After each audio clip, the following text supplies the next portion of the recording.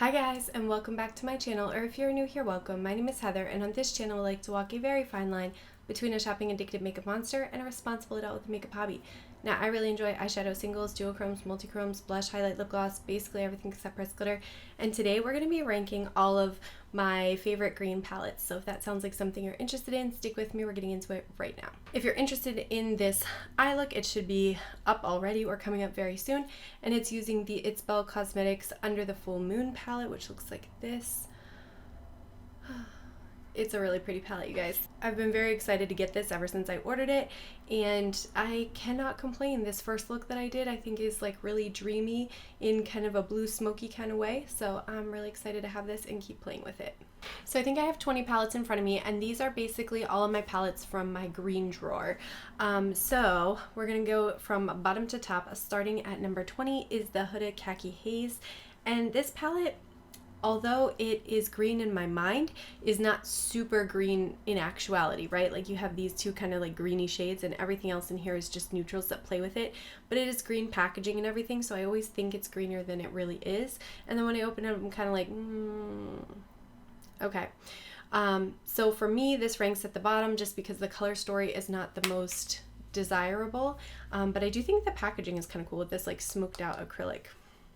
Coming in at 19 is the Revolution Avocado palette. This was a gift from my aunt ages ago, and it looks like this. And the reason why I keep this one around, because it otherwise seems like very kids makeup, is that the quality of the shades inside is actually really nice.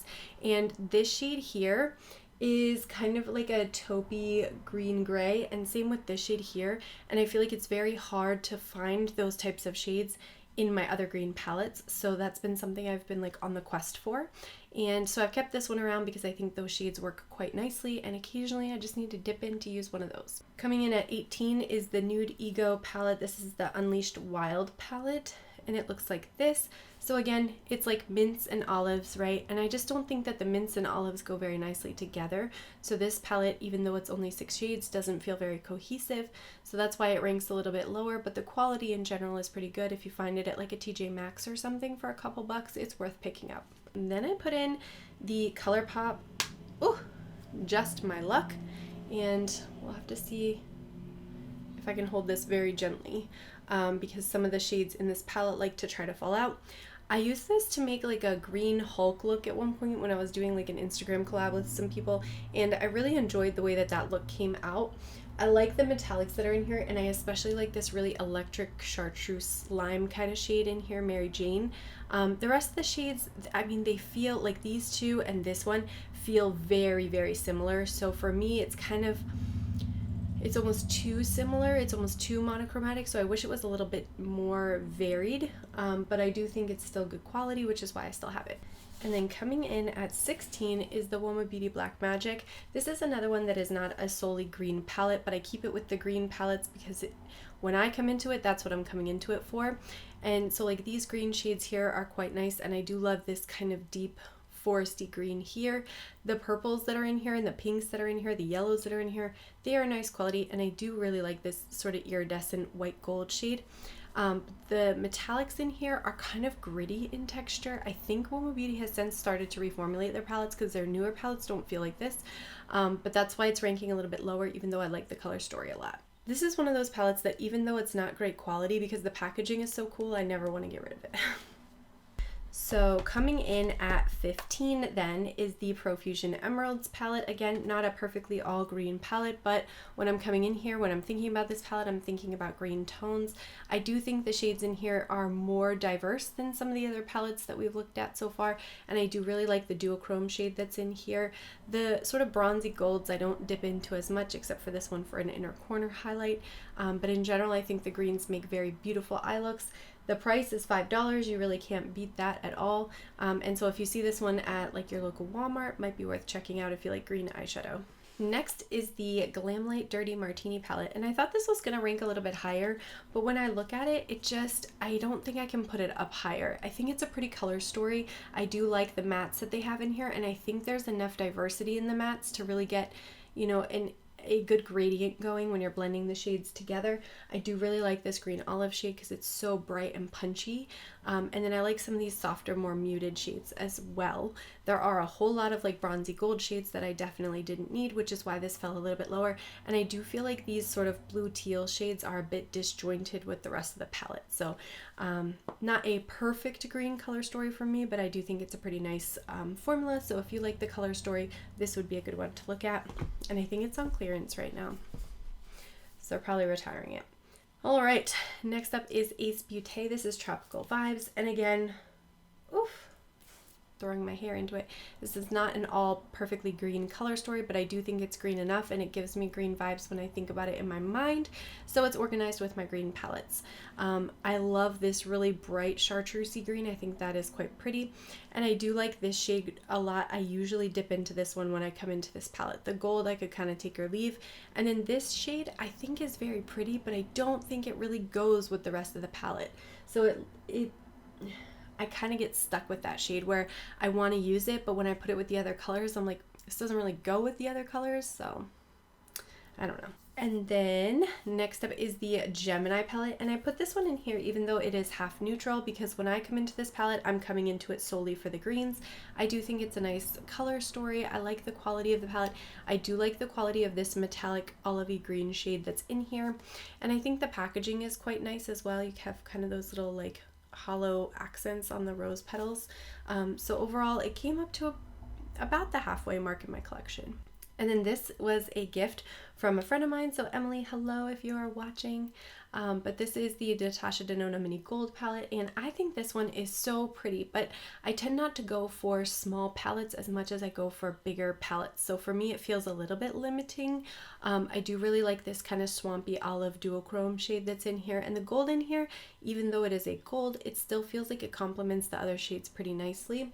The brown is a metallic, and I almost wish that it was a matte because I think this lacks a little bit of depth unless you use this as your outer corner shading kind of color, and for me it's just not my optimal way to use the palette.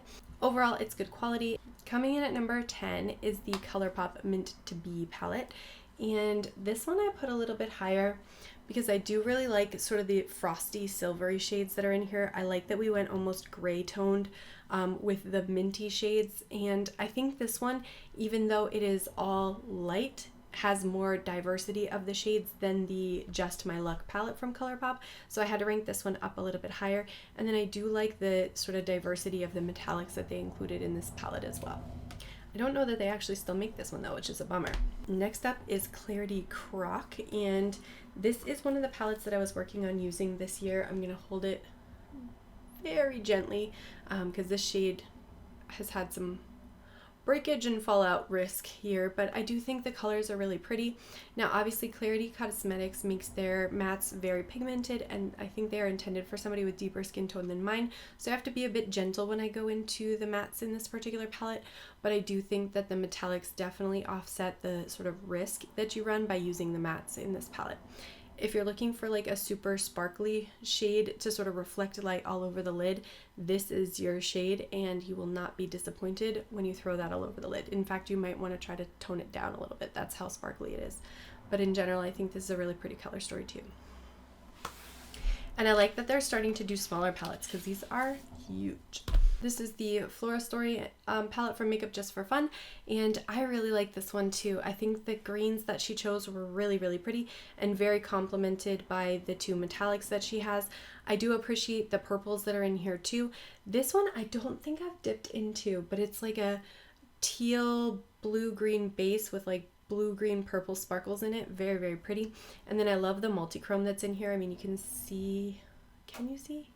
Probably not, because my lights are maybe a little bit there, that it has like a nice red kind of a tone to it, and then as you shift it, it goes like orange gold. I think this is a really beautiful palette. Obviously Odin's Eye makes fantastic quality color stories, so I have no complaints about this one. I really like it. There's just some things I like a little bit more coming up further in the ranking. All right, next up is the Glam Shop W Moreau palette, and this one is Flaky Dream. So if you are somebody who really likes the flaky metallics, you're gonna like this palette for these 3 shades here.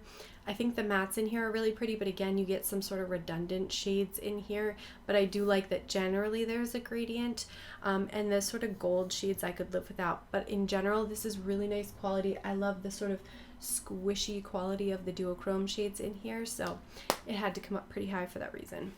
And then this palette is the Sydney Grace Heaven on Earth palette. This is not an all green palette, but I do think it kind of is the khaki army green for neutral lovers palette in my mind. I think this sort of center row here is quite pretty, and even this sort of muted brown has sort of an olivey undertone to it that I think works very well, complementary with the other metallics that are in here. I of course love the blues that are in here as well, but this is a palette ranking all about greens, so we're kind of focusing on the greens. In general, I think for people who like neutrals, this would be a really approachable way to dip into those sort of olivey greens if you're somebody that thinks you could kind of get overpowered by that pretty easily. And if you don't think you can get overpowered by olive very easily, I would recommend this one, which is coming in at number 5. This is the Urd palette from Odin's Eye Cosmetics, and it looks like this. It is super succinct, if you will, but I do like sort of this gradient of mattes. And then I like the multi-chrome duochrome kind of shade here. I think I would make the case that it's a multi-chrome, but you could maybe argue with me and I'd let it slide. And then this luxury shade here, the green, is so sparkly and brilliant and dimensional on the lids. It gives such a like smoky quality. I really, really like how that looks all over the lid. So for me, this one had to come up pretty high, even though it's a small palette. And same with number 4. This is the Bubble Time Pressed Pigment palette, and I had to bring this one up a little bit because I think the color story is like nice and diverse. This duochrome shade is like blue with sort of a brownish base, which I think is really stunning all over the lids. And I like using this one underneath the lash line or on the lower lash line to add like some extra brightness and intensity in the inner corners. The mattes in this particular brand's formula, which this is Unique Beauty, their mattes are a bit thin. So if you're not used to using those thinner mattes, you're gonna have to kind of pack those shades on rather than sort of blending them all over the place, because they will blend away to almost nothing. But once you get the colors put down to the depth that you like them, the intensity that you like them, I think the rest of the eye look comes together really nicely with this palette. Coming in at number 3 is BH Pistachio. And I don't think I could have a palette talking about green eyeshadow without talking about this palette. I think this is such an awesome palette. I wish Revolution would take this formula and run with it, because it would be such a moneymaker if they actually started making products that had good formulas. Just a thought. But the light to deep in the mattes I think is very pretty. And then I like that these also go light to deep, but instead of being like a pure gold, you have almost this like green mint undertone to a silver. I think that's really interesting and unique, and something that I don't see a lot in these other palettes. You see a lot of them pulling very gold, so I like that this one pulls more of like a silvery shade.